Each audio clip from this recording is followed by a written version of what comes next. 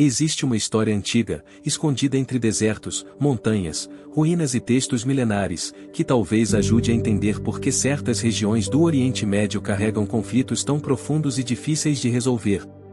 Quando olhamos para o mapa atual, vemos países modernos, fronteiras políticas, bandeiras, governos e tratados internacionais.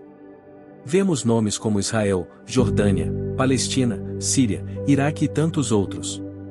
Mas, por trás dessas linhas traçadas nos mapas, existe uma realidade muito mais antiga. Há memórias, disputas, identidades espirituais, alianças, dores e narrativas de pertencimento que não nasceram no mundo moderno. Elas atravessam séculos, e em alguns casos, parecem atravessar milênios. Uma dessas histórias passa por um povo muitas vezes lembrado apenas como inimigo de Israel, mas que representa algo muito maior, os Moabitas. Para entender os Moabitas, não basta dizer que eles habitavam a região a leste do Mar Morto ou que foram vizinhos problemáticos dos israelitas. Isso é verdade, mas não explica a profundidade da questão. Os Moabitas construíram sua identidade em torno de 3 pilares muito fortes: terra, fé e sobrevivência nacional. Para eles, o território não era apenas um pedaço de chão. Era sinal de existência, memória e proteção divina. A terra era prova de que seu povo tinha um lugar no mundo. Por isso, quando Moabe perdia território, a derrota não era somente militar. Era uma humilhação espiritual. E quando recuperava cidades ou resistia a um inimigo, isso podia ser visto como sinal de que sua divindade ainda estava agindo em favor da nação. A origem dos Moabitas, segundo o relato bíblico, já nasce envolta em tensão e desconforto. Depois da destruição de Sodoma e Gomorra, Ló se refugia nas montanhas com suas filhas. Elas, tomadas pelo medo de ficarem sem descendência, embriagam o próprio pai e se deitam com ele. Dessa união nasce Moabe, ancestral do povo moabita. Desde o início, portanto, a narrativa bíblica apresenta esse povo com uma origem marcada por desespero, ruptura moral e ambiguidade. Eles eram parentes distantes de Israel, já que Ló era ligado à família de Abraão, mas ao mesmo tempo seguiriam um caminho espiritual muito diferente.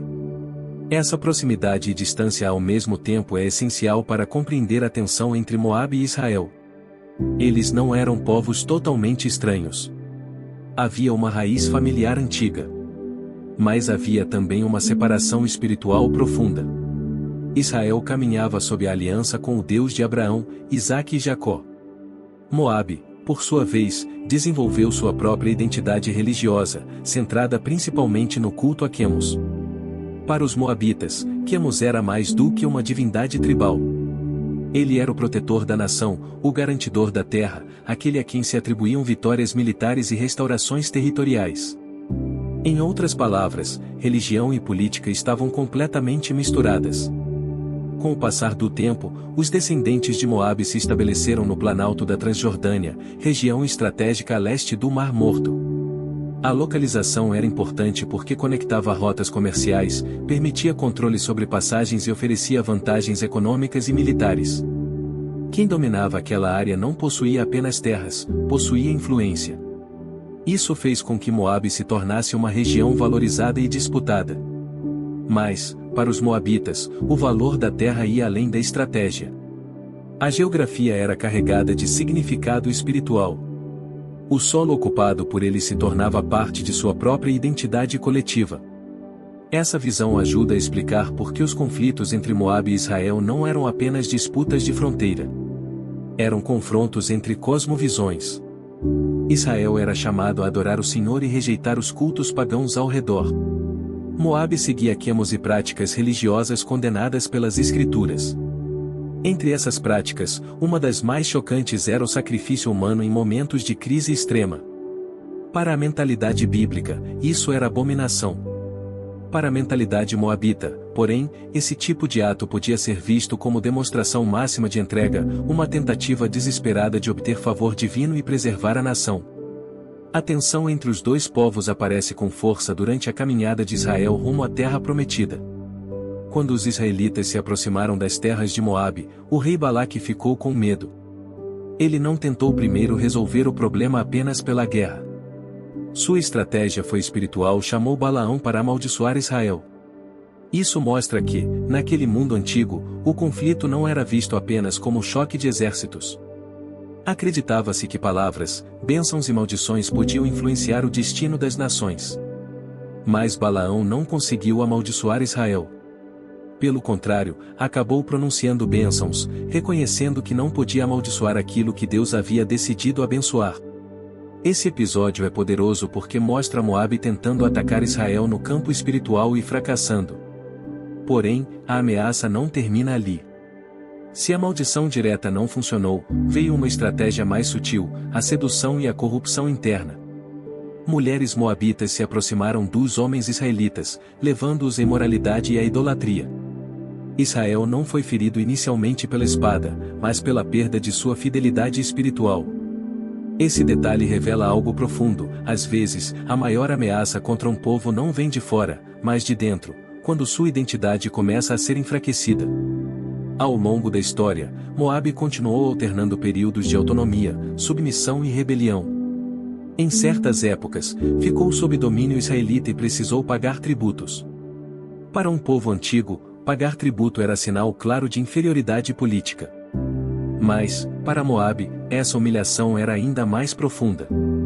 Entregar rebanhos, lã e riquezas a Israel podia ser interpretado como reconhecimento de derrota não apenas diante de outro reino, mas diante do Deus daquele reino. Se Quemos era o protetor de Moabe, como explicar a submissão a Israel? Essa ferida simbólica precisava de uma resposta. E essa resposta aparece com força na figura do rei Mesa. Mesa é um dos personagens mais importantes da história moabita. Ele governou em um tempo de tensão com Israel e ficou conhecido tanto pelo relato bíblico quanto por um artefato arqueológico chamado Pedra de Mesa, ou Estela de Mesa. Nessa inscrição, o rei moabita apresenta sua própria versão dos acontecimentos. Ele fala de cidades retomadas, vitórias conquistadas e atribui tudo a Quemos. Para Mesa, sua rebelião contra Israel não era apenas uma decisão política. Era uma restauração espiritual e nacional. Ele queria mostrar que Moabe não era apenas um território submetido, mas um povo escolhido e sustentado por sua divindade. A Pedra de Mesa é importante porque revela como a história pode ser usada para construir identidade. Mesa não estava apenas registrando fatos. Ele estava moldando uma memória coletiva. Ao dizer que Quemos lhe concedeu vitória, ele estava ensinando seu povo a interpretar a guerra como prova de legitimidade. Cada cidade reconquistada era uma confirmação de que Moabe tinha direito àquela terra. Cada derrota de Israel era apresentada como sinal de restauração moabita. A inscrição não era neutra. Era uma mistura de propaganda real, memória nacional e teologia política. Esse tipo de mentalidade não pertence apenas ao passado. Povos vivem de narrativas. Nações se fortalecem quando acreditam que sua história tem sentido. Um território pode ser defendido com muito mais intensidade quando é visto como herança, promessa ou missão sagrada. Para Moabe, perder terra era perder parte da própria identidade. Recuperá-la era provar que o povo ainda não havia sido abandonado. Essa lógica ajuda a entender por que certos conflitos não desaparecem facilmente. Quando a disputa envolve apenas recursos, talvez seja possível negociar com mais facilidade. Mas quando envolve memória, religião e identidade, cada concessão parece uma ferida. Um dos momentos mais perturbadores da história de Mesa acontece durante um conflito contra Israel e seus aliados. Pressionado, cercado e vendo a derrota se aproximar, o rei moabita toma uma atitude extrema, sacrifica seu próprio filho sobre o muro da cidade. O gesto é chocante. Não era apenas uma ação de desespero militar.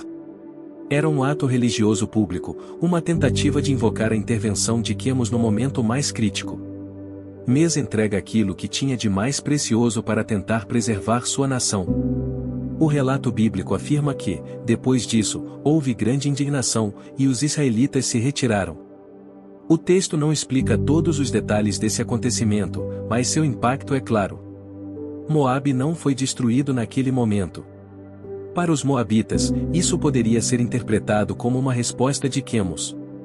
Para Israel, porém, o sacrifício continuava sendo uma abominação. Aqui vemos duas visões de mundo em choque.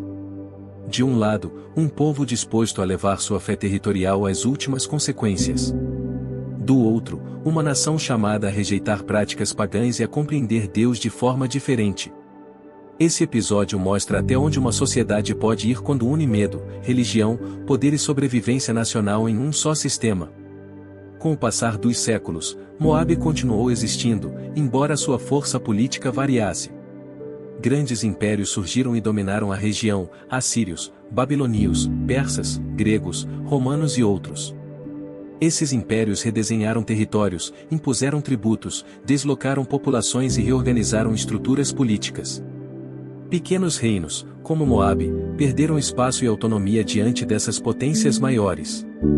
Mas perder autonomia não significa apagar completamente a memória. Um povo pode desaparecer como Estado e ainda sobreviver como lembrança, símbolo, nome ou camada histórica. A antiga terra de Moabe foi sendo absorvida por novas realidades políticas. O nome Moabe deixou de representar uma nação independente, mas a região continuou existindo. Hoje, essa área está principalmente associada ao território da Jordânia moderna. Mas o solo que hoje pertence a um país moderno carrega camadas muito anteriores. Ali viveram moabitas, edomitas, amonitas, israelitas, nabateus, romanos, bizantinos, árabes e outros povos. Cada período deixou marcas. Algumas estão nas ruínas, outras nos nomes, outras em tradições, textos e memórias fragmentadas. Esse é um dos grandes segredos para entender o Oriente Médio: quase nenhum território ali tem apenas uma história.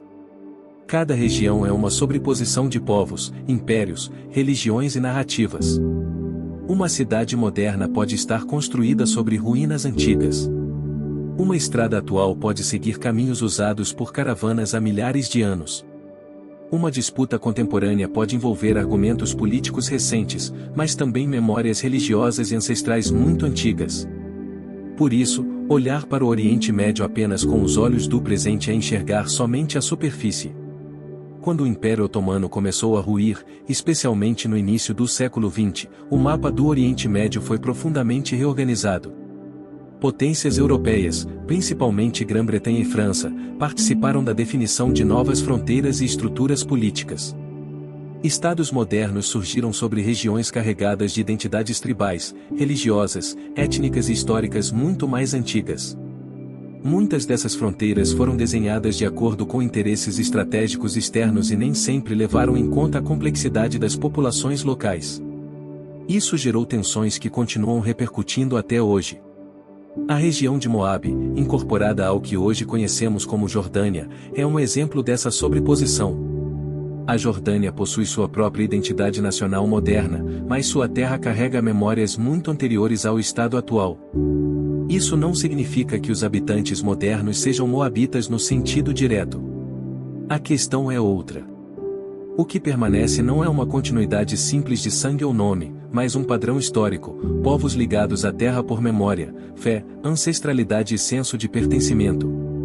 Esse padrão aparece repetidas vezes na história da região. É nesse ponto que a antiga Moabe se torna relevante para pensar o presente. Não como causa direta dos conflitos modernos, mas como um espelho. Moabe mostra como um povo pode transformar território em símbolo sagrado. Mostra como uma divindade pode ser usada para legitimar conquistas. Mostra como reis podem narrar vitórias militares como atos de restauração espiritual. Mostra como a memória de uma terra pode resistir a impérios, derrotas e mudanças políticas. E, principalmente, mostra que certos conflitos não podem ser explicados apenas por economia, diplomacia ou estratégia militar. No Oriente Médio moderno, muitos conflitos envolvem essa combinação delicada de terra, identidade e história. Territórios não são disputados apenas porque têm valor estratégico. Eles são disputados porque carregam significado. Para alguns, uma terra é promessa. Para outros, é lar ancestral. Para outros, é segurança nacional. Para outros, é memória de perda ou esperança de retorno. Quando diferentes grupos atribuem significados profundos ao mesmo espaço, a resolução se torna muito mais complexa. Não se trata apenas de dividir um mapa, mas de lidar com narrativas que, muitas vezes, parecem incompatíveis. Isso ajuda a explicar por que ferramentas modernas, embora necessárias, nem sempre resolvem completamente certas crises. Tratados, acordos diplomáticos, organismos internacionais e negociações políticas são importantes. Mas eles operam em um nível que nem sempre alcança as camadas emocionais e espirituais das disputas. Quando alguém vê uma terra apenas como fronteira administrativa, pode achar que a solução é simples. Mas quando outro a vê como herança sagrada, qualquer concessão pode parecer traição. Essa diferença de percepção torna o conflito mais profundo. Ao mesmo tempo, é preciso ter equilíbrio. Não seria correto dizer que todos os conflitos atuais do Oriente Médio são continuação direta de guerras bíblicas antigas. O mundo mudou muito. Povos se misturaram. Religiões se transformaram. Impérios caíram. Nacionalismos modernos surgiram. Interesses econômicos, petróleo, segurança, colonialismo, migração, terrorismo e geopolítica global também desempenham papéis enormes. Reduzir tudo a uma repetição da história bíblica seria simplificar demais. O ponto mais justo é reconhecer que a história antiga não explica tudo, mas ajuda a enxergar camadas que análises superficiais costumam ignorar. A história de Moabe, portanto, não substitui a análise política moderna. Ela a aprofunda. Ela nos lembra que, por trás de decisões atuais, podem existir memórias antigas. Por trás de discursos oficiais, podem existir feridas históricas. Por trás de uma fronteira reconhecida em documentos, podem existir populações que carregam mapas emocionais muito diferentes. O mapa político mostra linhas. O mapa da memória mostra lugares sagrados, derrotas, exílios, promessas e traumas. No Oriente Médio, esses dois mapas frequentemente se chocam. Outro detalhe importante é que a Bíblia não apresenta Moabe apenas de forma negativa. Embora os moabitas sejam frequentemente associados à idolatria, oposição e ameaça espiritual, há também uma história de redenção ligada a esse povo, Ruth. Ela era moabita e, ainda assim, entrou para a história de Israel de maneira honrosa. Sua fidelidade a Noemi, sua escolha pelo Deus de Israel e sua presença na linhagem de Davi mostram que Deus podia agir mesmo a partir de um povo marcado por conflitos. Na perspectiva cristã, esse detalhe se torna ainda mais impressionante, porque Ruth aparece na genealogia de Jesus.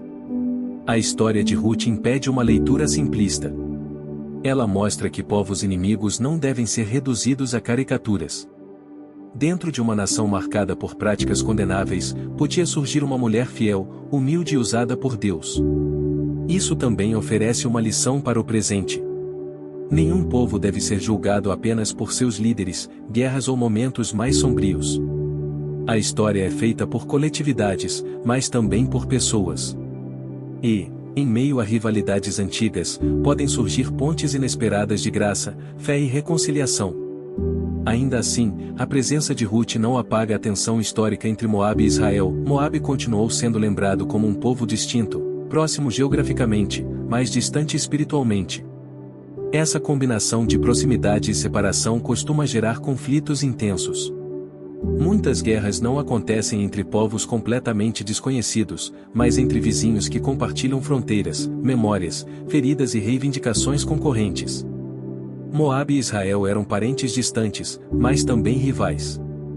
Estavam próximos, mas caminhavam em direções espirituais diferentes. Quando trazemos essa reflexão para o Oriente Médio atual, percebemos como várias disputas modernas também envolvem povos próximos, histórias cruzadas e narrativas concorrentes. Um mesmo território pode ser visto por um grupo como herança ancestral e por outro como lar de gerações. Um mesmo acontecimento pode ser lembrado como vitória por um lado e tragédia por outro. Uma mesma cidade pode ser sagrada para diferentes religiões. Uma mesma fronteira pode representar segurança para uns e injustiça para outros.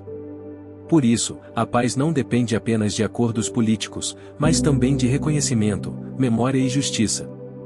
A antiga Moabe nos ensina que o passado nunca desaparece completamente. Ele pode mudar de forma, ser reinterpretado, enfraquecido ou esquecido por algum tempo. Mas, em regiões carregadas de história, ele pode voltar a influenciar o presente por meio de símbolos, discursos e identidades. Uma pedra antiga pode se tornar prova de pertencimento. Uma ruína pode reforçar uma narrativa. Um texto sagrado pode sustentar uma reivindicação. Uma memória coletiva pode atravessar séculos e alimentar decisões atuais. Por isso, compreender o passado não é curiosidade acadêmica. Em muitos casos, é condição para interpretar o presente. Moabe também nos adverte sobre o perigo de usar a fé como ferramenta de poder. Quando Mes atribui suas vitórias a Quemos, ele está fazendo mais do que agradecer a uma divindade.